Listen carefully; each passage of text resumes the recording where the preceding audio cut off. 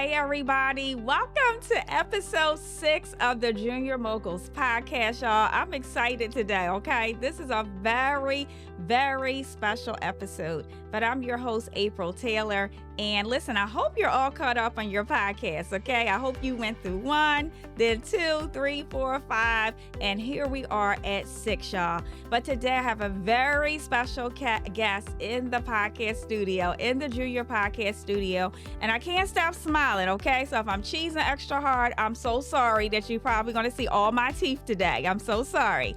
But I have a very special guest. She is so dear to my heart.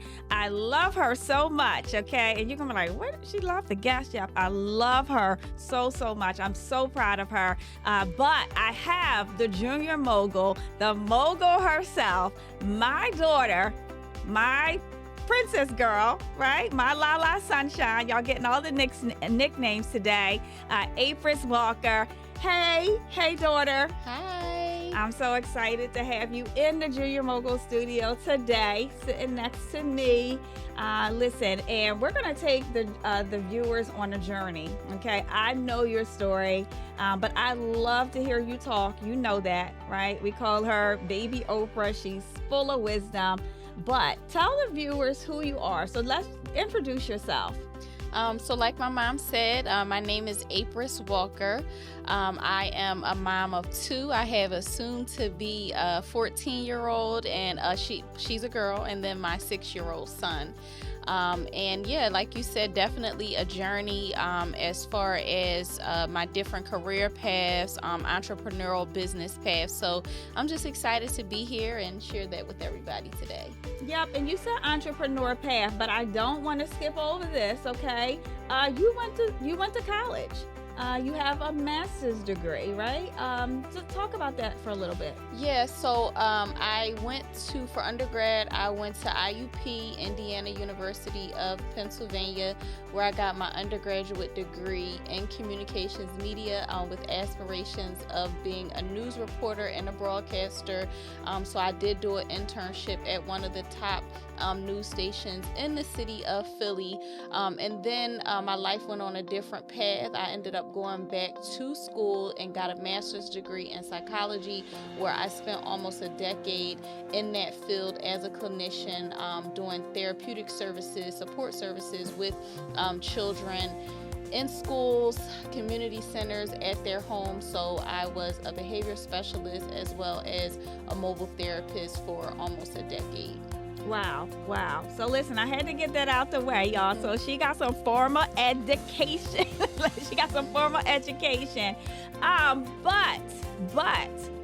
we know that you are a true entrepreneur. We know that. But before we get into right now, right? I know people, Junior Moguls, you know the vision of Junior Moguls, right? I have 2 moguls. I'm going to get the other one on here in a minute, right? Your brother, I'm going to get him on here. But I have 2 moguls for kids. And tell the viewers what was instilled early on in terms of what did you see in terms of entrepreneurship, having your own business, money? What were your concepts?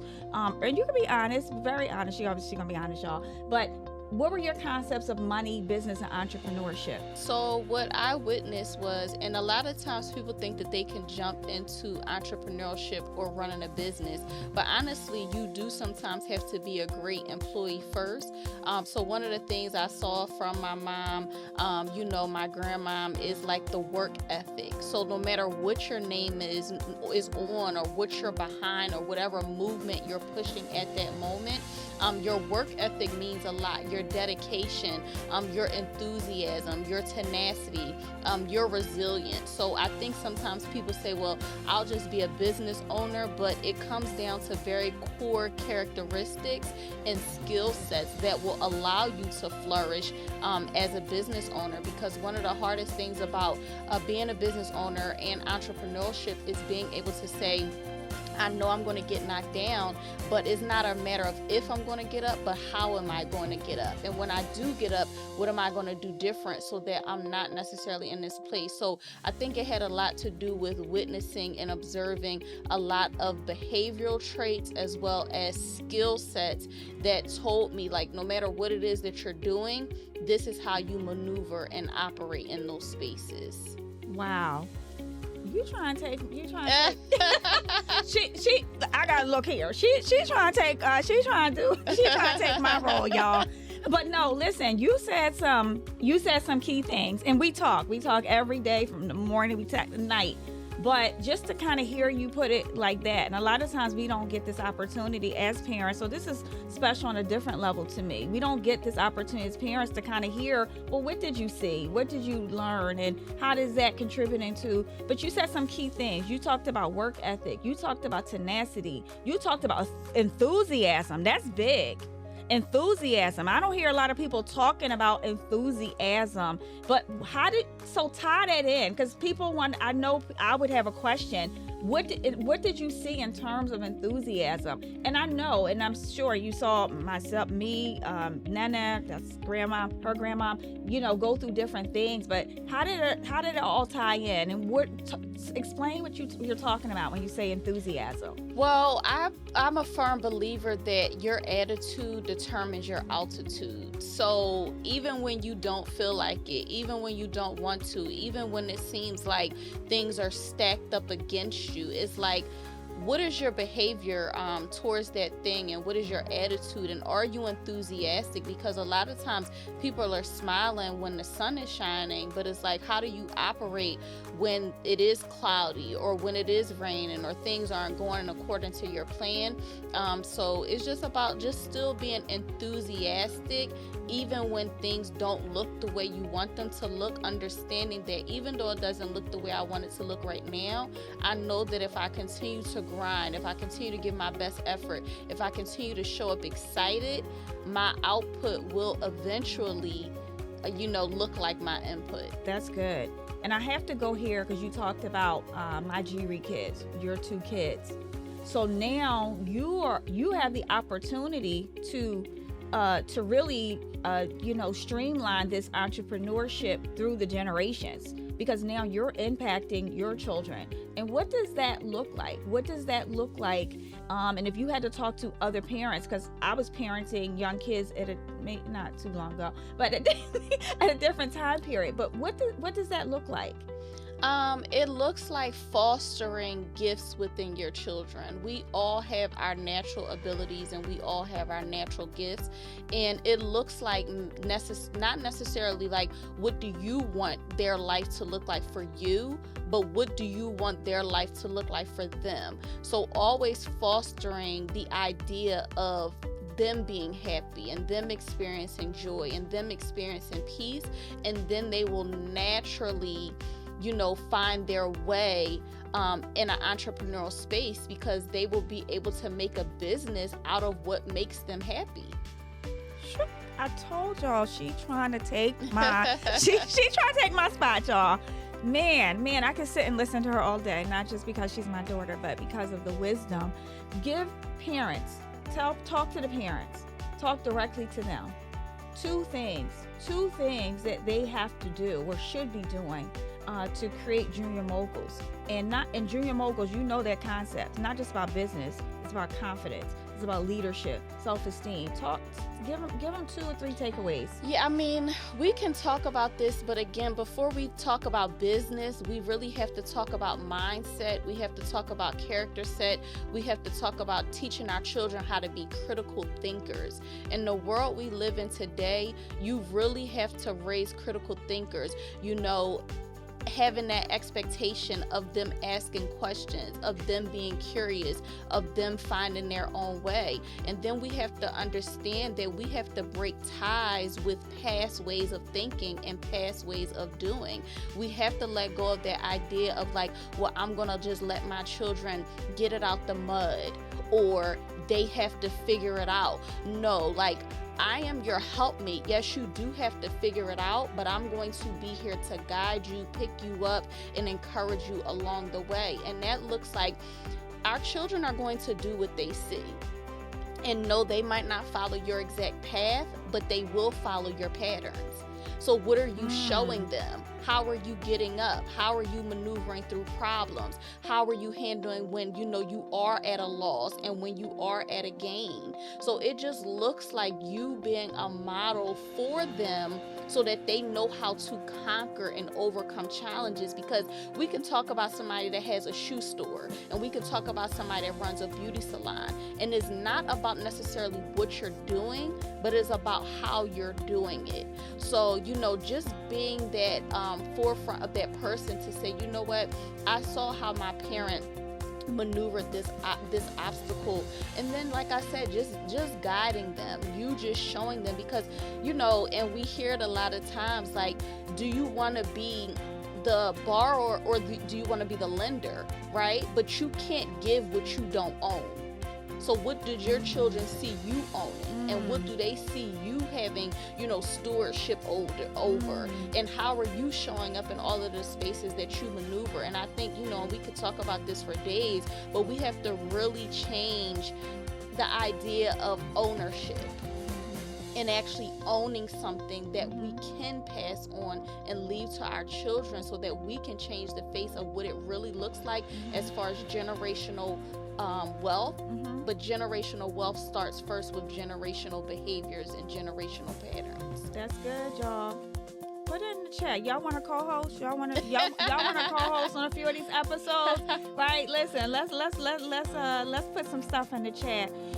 Let me ask you this, Apris, because you touched on a lot. Talk about a little bit about your entrepreneur journey, y'all. She's a six-figure earner. That means she's 6 figures in a year. She holds all these licenses. I'm not going to name them, okay? I mean, she holds all these licenses. Many skills, many skills. And you don't have to be specific, but talk about your entrepreneurial journey, where you are and where you're going. Tell everybody where you're going. Yeah, I think the biggest thing about entrepreneurship that people run from, it is truly a mirror. You can't hide in a cubicle. You can't hide in 4 walls. You literally have to face yourself each and every day, because there is no day that it is the same. Come on. Being an entrepreneur means problems. And the most successful entrepreneurs are the people that solve the biggest problems. Yeah. So a lot of times people go through life trying to run from the problems or trying to run from the obstacles. But we got to act like track stars out here. How are you jumping over that hurdle? Even if you fall, how are you getting back up? So just like, we talked about it. I went to college. I have a master's degree. Entrepreneurship wasn't even on my mind. I didn't really necessarily wake up one day and just from the beginning say that I'm going to have a business. But once the opportunity was presented to me and I was in that space, it really showed me a lot about myself and some things, but it really showed me like, no, you are resilient. You are tenacious. You do know how to solve problems. You do know how to maneuver through the obstacles. So, I do have several licenses in the financial space, getting those licenses to just be able to help solve problems for our communities. A lot of times, people think like poverty and different things like that, or behaviors or systematic outcomes. But within our community, I think we really have to focus on our behavior around money. Yes. So that's why my entrepreneurial journey is so important to me, because I want to be able to teach and educate our communities about money. And I know you talked about this on one of your other podcast episodes, but we know how to get money. We will go work 2, 3, 4 jobs, but then we look up and our pockets are burning, and then the money leaves our hand. Come on. So as a community and, as people, we have to just understand our buying power. And that's why Junior Moguls is so important, because you have some people where you can teach this stuff to at 20, 30, 40 years old, but we got to be teaching these babies about this when they come out the womb, sitting on the carpet with them. This is a penny, this is a nickel, this is a dime, because they won't know how to navigate the millions if they don't know about the pennies, the nickels, and the dimes. Come on. And no, that's not where we're staying. But as parents, as teachers, as educators, we got to set that groundwork. So yes, my entrepreneurial journey is about being a business owner, but it's about showing my children and showing other children that you can be an owner. that you Yes. can have businesses, that you can develop something that has your name on it. You don't just have to be a consumer of other people's business. You can be an owner of your own. Yes. Come on. Listen. Listen, y'all. Woo. Listen. That was, and not that wasn't only good because it sounded good. I know that's what you live. I know that's what you do. If y'all see y'all, and I'm talking about parenting a little bit, but if y'all see, like, how my Jiri kids are raised, y'all, I'm so proud. I'm so proud of her as a parent, as a woman, y'all. I'm just so proud of her. But we're gonna wrap this up. Say something to the junior moguls. You can talk to the parents. You can talk to whoever you want. But just say something in closing. I just want everybody to believe in themselves. It just starts with a mindset of belief. If you see it, I promise you can seize it. I don't care what yesterday looked like. You are the author of your life. You are the author of your walk, and you can determine how you're going to face tomorrow. So no matter what it is that you want to do, and your walk and your path might not look like everybody else's, and that's okay. As long as it looks like your own, as long as you can go to sleep knowing that I laid it all out there on the line, I'm happy, I'm at peace with the decisions that I made, then that's all that matters. And I just want everybody to just take hold of your vision, take hold of your dream, and it is not too late. It is not too late for you. It doesn't matter that nobody else in your family has done it. It doesn't matter if you're going to be the first. You were given that assignment. You were given those gifts, and you can go out there and achieve it. I might not know you personally, but I believe in you, and I want you to believe in yourself, and you can be a mogul in any space, any arena, anything you want to do. Let's go dominate. Woo! Y'all listen. Okay, I don't have anything else to say. Y'all heard it from the mogul herself. I want to thank you, Apris, for being here, and I'm serious about that. She's like, Mom. I'm serious about that co-host, y'all. Serious about it. You don't have to come every episode, but definitely want to hear her insight. She got a fresh spin on it. But thank you so much. I love you so much. I'm so proud of you. And I'm so excited about where you're going. For Junior Moguls, that's it. Okay, y'all better like and subscribe. I'll see y'all next time. That's it. I don't know. I'm blown away. All right, y'all. Let's go dominate, like she said.